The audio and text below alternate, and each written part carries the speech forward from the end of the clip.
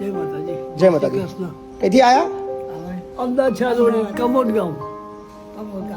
Commode ગામથી commode. આયા. શું નામ તમારું? ચંદ્રકાંત ભરતભાઈ ચંદ્રકાંત ભરતભાઈ સોલંકી. સોલંકી. અમે લોકો તમારું નામ? અમારું નામ ગજાબેન. ગજરાબેન. ગજરાબેન. અચ્છા અમે લોકો દેવ પૂજક જ છે અચ્છા પણ સરનેમ સોલંકી અચ્છા. લખાવી. ના પણ કયું અહીંયા જાતિવાદનો કોઈ લેવા દેવા જ નહીં કાકા. અહીંયા તો માણસનો ધર્મ નિભાઈએ છે. અહીંયા કોઈ ઊંચ નીચ જેવું કશું છે નહીં. અહીંયા અમારા માટે બધા હરખા છે. અહીંયા છે કશું તમને લાગ્યું કોઈ ભેદભાવ અહીંયા આગળ કશું? કાંઈ નહીં. કોઈની કોઈ થાળી અલગ હોય, કોઈ અલગ રહેવાનું હોય, અલગ બેસવાનું હોય, અલગ જમવાનું, કોઈ દાખવી દેખાયું તમને? પ્રભુના ધામમાં આવી ગયા અમે. આને સમજણ પણ અને ઊંધું બોલે છે. 30 વર્ષ હું એકલો રહ્યો. બહાર જોવાની બે જુદા. એ બુઢી થઈ, હું બુઢો થયો ત્યારે મારી યાદ આવી. આવા બધા અમારા ઘરમાં બહુ નાટકો થઈ ગયા છે. છોકરો બેનને બાયડી બનાવી દીધી. અમારે તો ઘર બરબાદ થઈ ગયું. દારૂ પીવે, પગના ગોળા ખાય. આગે કાંઈ કહેવાનું તો આપણને આપણી વાત કેવી રીતે જાણશે એ લોકો. સાચી વાત છે તમારી. બા હવે રડશો નહીં, ચલો જે થઈ ગયું થઈ ગયું. શાંતિથી જિંદગી જીવો આગળ, બરાબર? આનો મારો હાથ તોડે 1 વર્ષ થયું. કોને હાથ? એ છોકરાએ માર્યો, બહુ માર્યો. વાઘના ગોળા દારૂ નશામાં અમે બે બેઠા હતા પલંગ પર, તો દોડીને આવીને મને પછાડ્યો. તો હજી મહિનો ને 5 પાડા પણ વજન નથી ઉપડાતો. ના ના કશું કહું, કોઈ ચિંતા ના કરો. એની બૈરી એ અમારી બેનની છોકરી થાય, પણ આ એની તરફેણમાં જે વહી જાય છે, ઘડીકમાં બદલાઈ જાય. બરાબર. મારે કેવું છે જીવન? ના ના હવે બધું જ ભૂલી જાઓ જે થઈ ગયું એ. અહીંયા શાંતિથી જિંદગી હું જીવો. એને બધું એમ જ કહું.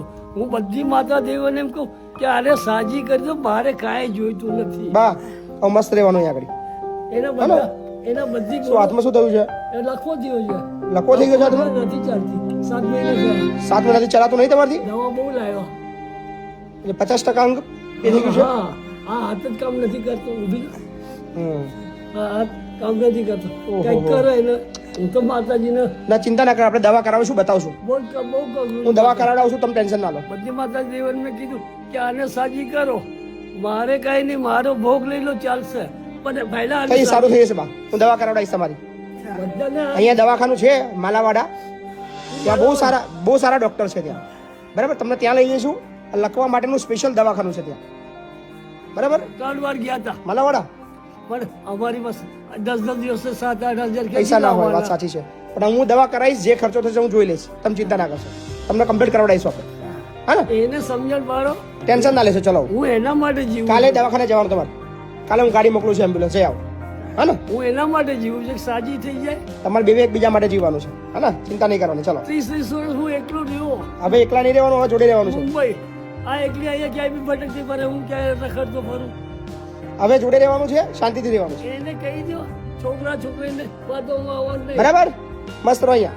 હા ને? એને ચલો આટલા છોકરા અમને મારવા આવે, આને ગાળો આપે, મારી હવે અહીંયા કોઈ નહીં આવે. અહીંયા કોઈ નહીં આવે. બોલાવાના બી નહીં. બરાબર? ચલો આવજો. ફાવે છે ને અહીંયા ઘડી? અરે સારું, હું તો પ્રભુના દમમાં આવી જજો. હવે જીવે ને લગી બચાવી લેજો. કોઈ ચિંતા ના કરો. એક છોકરીને નંબર આપ્યો છે, એમાં વાત કરી લેવાની. તારા પપ્પા છે કે નથી, ગયા કે એવું, બસ. બીજે કોઈને જાણ કોઈ કરવાની કાકા ચિંતા ના કરો. હા કોઈ ચિંતા ના કરો. હા ચલો. જય શ્રી કૃષ્ણ, જય માતા.